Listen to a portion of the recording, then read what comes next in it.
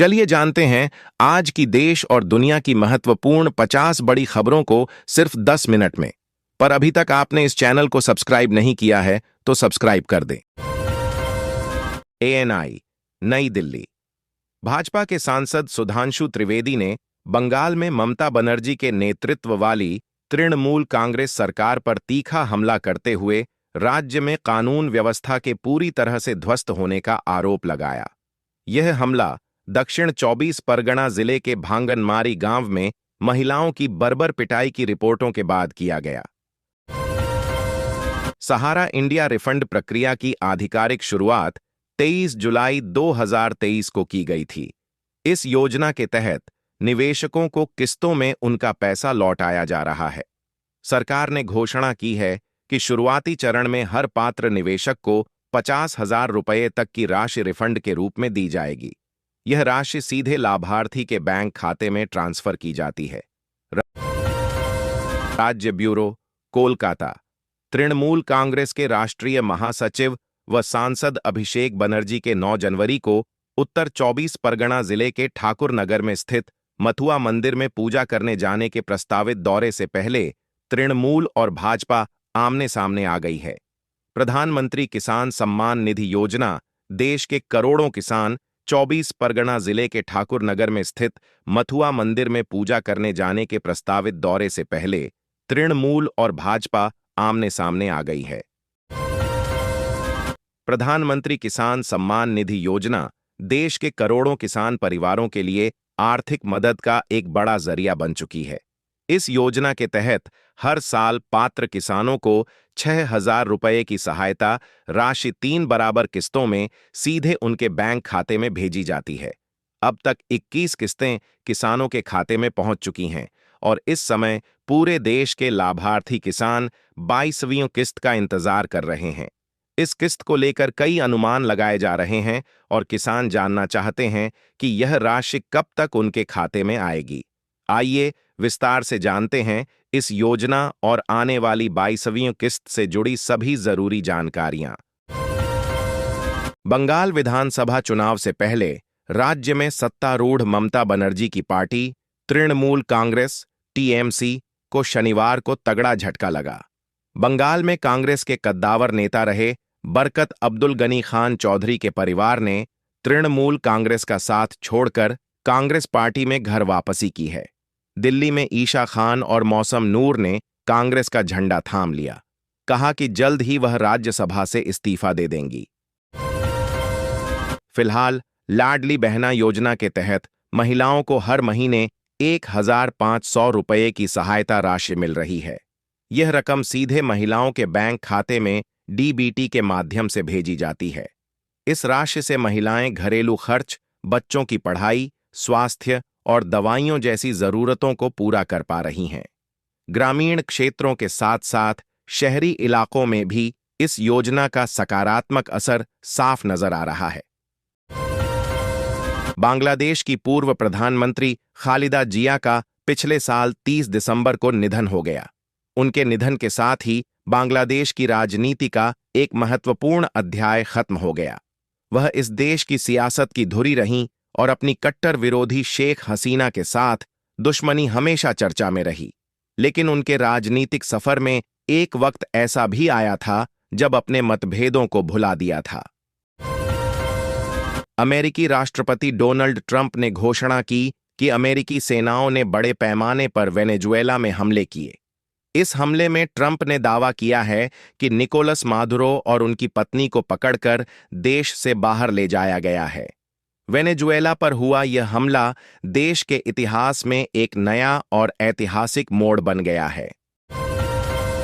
बिहार के मुजफ्फरपुर जिले से एक चौंकाने वाला मामला सामने आया है, जहां पुलिस ने राष्ट्रपति द्रौपदी मुर्मू और प्रधानमंत्री नरेंद्र मोदी के एआई जनरेटेड फेक वीडियो बनाने वाले युवक को गिरफ्तार किया है। आरोपी प्रमोद कुमार राज पर आरोप है कि उसने अत्याधुनिक तकनीक का गलत इस्तेमाल कर देश के सर्वोच्च संवैधानिक पदों एक पर बैठे व्यक्तियों की आवाज और तस्वीरों के साथ छेड़छाड़ की। 2026 में पोस्ट ऑफिस की सबसे अच्छी scheme senior citizen savings scheme SCSS है, जिसमें बुजुर्गों को हर महीने नियमित आय मिलती है और अच्छा ब्याज मिलता है। इसी स्कीम के जरिए एक बुजुर्ग लगभग 20,500 रुपये प्रति महीने तक की मासिक आय पा सकता है, बशर्ते वह पर्याप्त रकम निवेश करे। झारखंड की तेज औद्योगिक और व्यापारिक गतिविधियों का प्रभाव दिखने लगा है। इसकी तेज रफ्तार के आगे बिहार पिछड़ने लगा है। यहां बिहार की तुलना में करदाता 3 गुना कम है, लेकिन झारखंड 7,650 करोड़ ज्यादा राजस्व पाने में सफल रहा है। झारखंड ने दिसंबर 2025 में घरेलू संग्रह में 9% की वृद्धि दर्ज की है। वहीं बिहार में इसी अवधि में 7% की गिरावट आई है। बिहार में GST पंजीकरणों की संख्या 6,68,000, झारखंड 2,24,000 से लगभग 3 गुना अधिक है।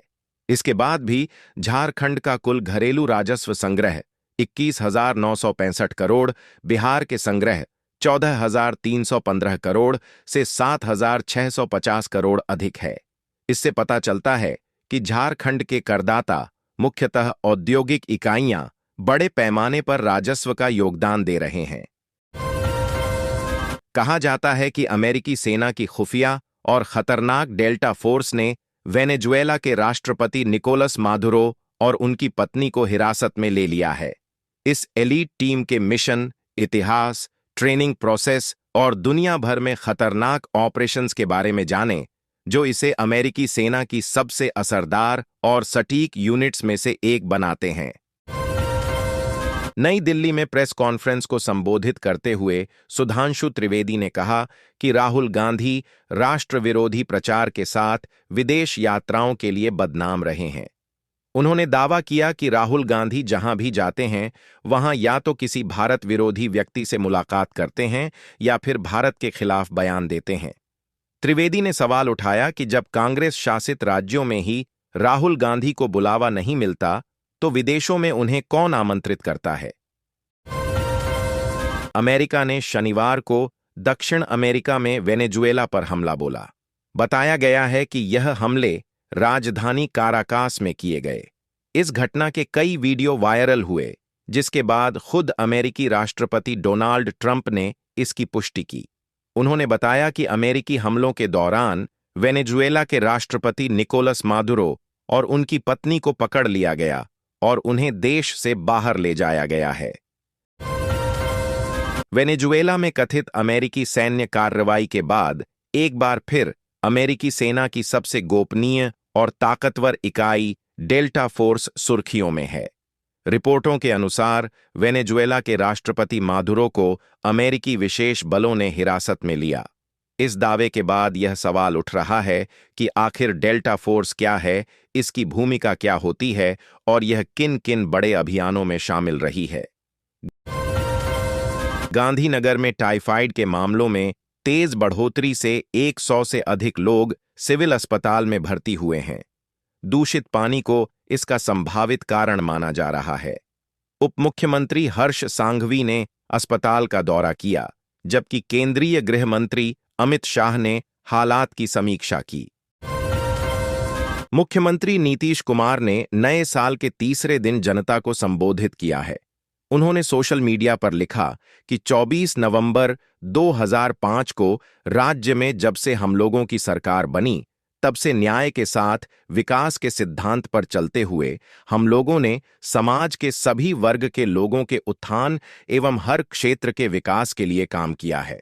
हम लोगों 24 नवंबर 2005 को राज्य में जब से हम लोगों की सरकार बनी, तब से न्याय के साथ विकास के सिद्धांत पर चलते हुए हम लोगों ने समाज के सभी वर्ग के लोगों के उत्थान एवं हर क्षेत्र के विकास के लिए काम किया है। हम लोगों ने पूरे बिहार को अपना परिवार माना है और सबके मान और सम्मान का पूरा ख्याल रखा है। अब राज्य में समाज के हर वर्ग के लोग सम्मान के साथ आसानी से जीवन व्यतीत कर सकें, इसे लेकर हम लोगों ने गंभीरता से कार्य प्रारंभ कर दिया है।